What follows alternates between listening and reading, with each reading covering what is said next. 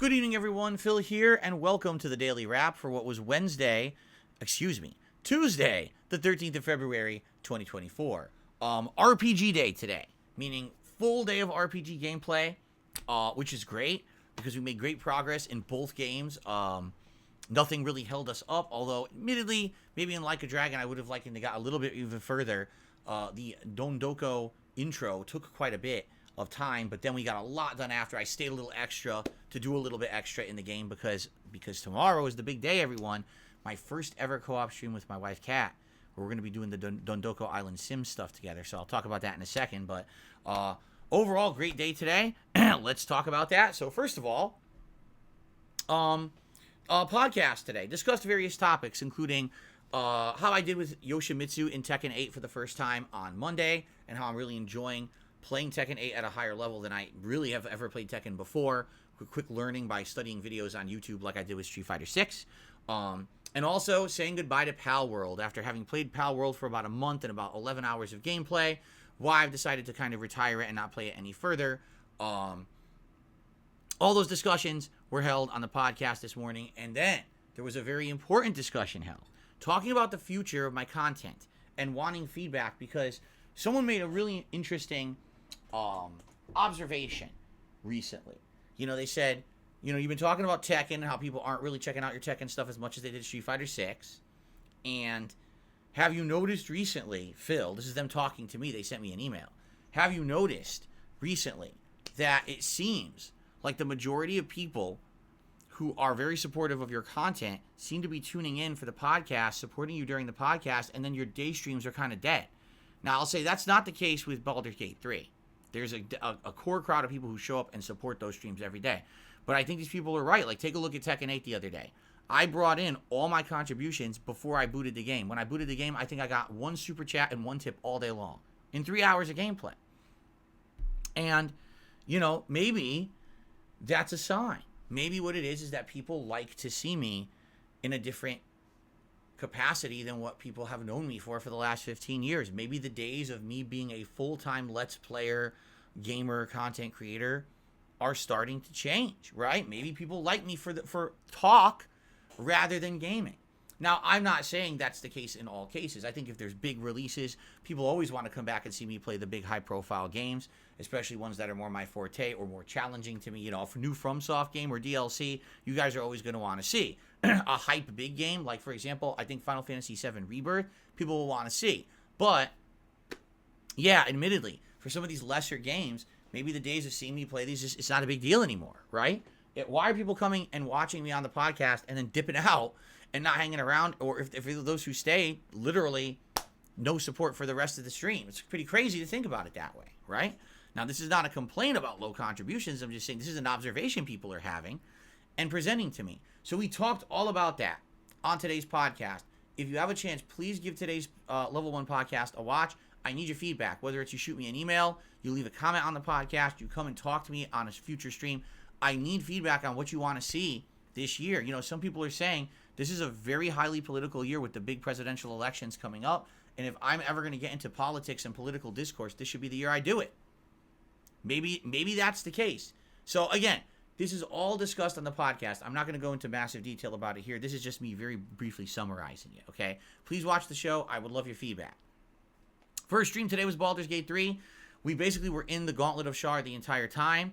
Funny enough, people thought I was going to have issues with the Gauntlet of Shar because basically there's these 4 different trials you need to complete, and each one's completely different. One is combat. One is stealth. One is this almost like platforming. And one is a combat / kind of puzzle hybrid. And in truth, it wasn't nearly as hard as I think people made it out to be. The stealth one I beat without doing the challenge. I just I walked in the room and nothing happened. And I was like, well, if it's called the trial of stealth. So I'm like, let's let Asterion go in there and walk around and investigate. So I literally had him go in and nothing had activated yet. And I went and I was finding all these traps. So I just had him go in by himself and literally deactivate every trap. Walked to the end, to the final room. There's nothing in it. And I was like, why is there nothing in this room? This is weird. So I switched back to my party and come to find out there was a plate where Shadowheart has to do that ritual where you bleed. Like, she had done that previously at a different Shar temple in Act 2. So it was kind of like, oh, so she activates the challenge. Oh, okay, well, now the challenge is activated. There's enemies and stuff. I switch back to Asteria, and he's already in the end room. He grabs the item, he leaves. Done. We didn't have to do it. We skipped the entire challenge. I was like, well, I didn't know it works that way. So then I tried the other challenges that way. And another one, the combat challenge was super easy. I snuck behind the enemies and beat the shit out of them. They didn't even know I was there. I was like, what is going on here? It was so weird. They just seemed way easy. One of them, they patched the challenge to make an invisible walkway visible. So there was no point in even having the challenge. It was completely piss easy. So the good news is we made massive progress in this. And by the end of the stream, we had run into a demon who I guess is the demon that Raphael wanted us to track down. And so now we're in a plot line trying to figure out, do we help this demon? Do we fight this demon? You know, we're kind of in the midst of that. So what people are saying is, yeah, I'm probably on pace to finish up this Shar's Temple, or Gauntlet of Shar tomorrow, which means I'll be heading right into the end game of Act 2 at this point, which is obviously a good thing. And we'll see how it goes. Okay?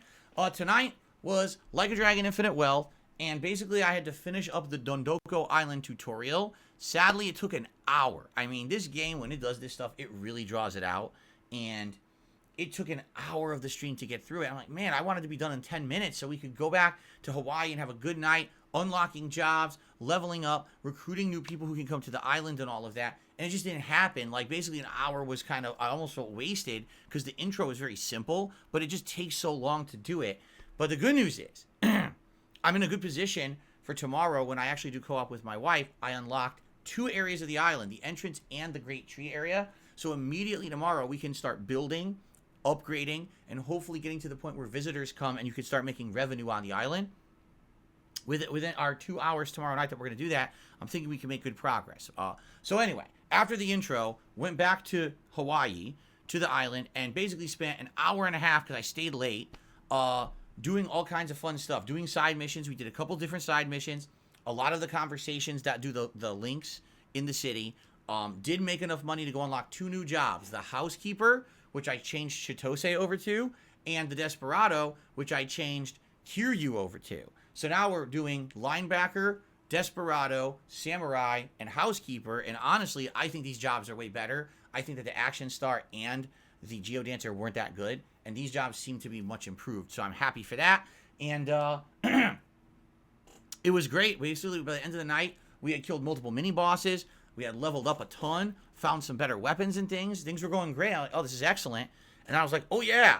Tomorrow I'm doing co-op with my wife. Let me go back. So I went back to the beach, and that's where we ended the stream tonight. So great progress in both games today. Great RPG fun and a good time. So I hope that you'll check out the videos if you weren't there live. Tomorrow, Wednesday the 14th, is Valentine's Day and is my last consecutive streaming day of the week. It will be a full streaming day for me. In the morning in the podcast, I'm sure we'll talk about some of your feedback. I'll try to read your comments because I'm sure you guys have been leaving comments on the video all day long. So I'll check out your podcast comments and hopefully we'll have a further discussion about that tomorrow. And then tomorrow's day stream, trying to finish up the Gauntlet of Shar and moving on to the end game of Act 2, which would be great if we do it. Tomorrow night, this is a special one, guys. At least for me and Kat, this is a really special stream. 6:45 p.m. Pacific time on Valentine's Day. Our first ever co-op gameplay stream. We've never done one. You know, on Halloween 2018, our intention was that all day long for that marathon, I was going to do gameplay. We were going to be in costume. And we were going to do co-op. And we got maybe 30 minutes in, and that was it. Because, you know, so many assholes showed up, trolls, being stupid, being, you know, abusive. And she just didn't want to be there anymore. And this is the first time in, you know, over 5 years she's going to come back to do some gameplay with me, which is really nice. It was really nice to have her for the Q&A nights. And now we bought a new chair that's going to be here. So we have nice seating arrangement and everything. It's going to be a nice time tomorrow night. I hope you will join us for that if you can make it. So we're just going to go right back to Dondoko Island. She's going to take the reins of the game. And she's going to be going around, you know, doing the resource gathering, the building. And we're going to pick everything together. When she's like, oh, what should we craft? We'll figure, hey, let's craft this building. Let's craft this together. Let's figure out where to put it, set it up nice, a nice community. And while we're doing that together, I'm going to be here, basically on this side, fielding your comments, questions, contributions, and all of that, manning the stream, while she essentially is playing the game and we're going to basically have co-op that way. No, Dondoko Island is not truly co-op where there's 2 controllers and each person does something different. It's going to be the 2 of us working together to kind of build our own island community through our own decisions and opinions and effort. The good news is when you succeed in Dondoko Island, you earn rewards, and the rewards translate into big money that you can use in the main game. In fact, most people say if you don't do Dondoko, you are way short on money, and the game is way harder because of that. So this is cool. We're going to be doing that tomorrow night, and as long as it goes well and people like it, we're going to do it again on Saturday. And actually, those are 2 back-to-back streams of that. I'm not going in between to play Like a Dragon. So the next time I'm playing Like a Dragon after our 2 co-op streams is probably going to be like Monday. So I'll be able to like leave the island, unload money, go do stuff again in the open world, probably side content and stuff, and then go back again next week because we're going to probably do it again Tuesday night of next week. And that's what we're planning on doing moving forward, alternating. So it'll be like one night we do co-op, one night I play the game next to get the rewards, one night we do co-op, one night I play the normal game to do the rewards, and just kind of back and forth for a while. Dondoko takes about 10 to 15 hours to beat. So if we do consistently play it, we may beat it within, say, 2 to 3 weeks, and I'll make good progress in the game. Not great progress, but basically I'll be able to level up my classes, get items, do all fun stuff without hindrance. You know, I've been rushing through this game for the last week to 2 weeks to try to get to this level so we could do the co-op, and now that the co-op's there, we want to take our time. I'm not going to be rushing through the game at this point. I'm actually going to be exploring, doing a lot of the side content and things that I was missing out on. I mean, I haven't even touched the Sujimon League yet, and I'm going to probably save that for later, but there's tons of side quests in the environment we haven't done, you know, mini bosses and stuff to do with these new classes, which is really cool. So that's how we're going to approach it. All right. I hope if any of you can make it tomorrow night, that's going to be something special for us. I hope you'll come by and hang out with us for a Dondoko chill stream. First one ever. Okay. All right, everyone. Thank you so very much. I hope that you all have a good evening. I hope to see you all in the morning for the podcast, hear your feedback, and jump back into Baldur's Gate. Okay? Thanks, everyone. Have a good night. I'll see you in the AM. Peace out.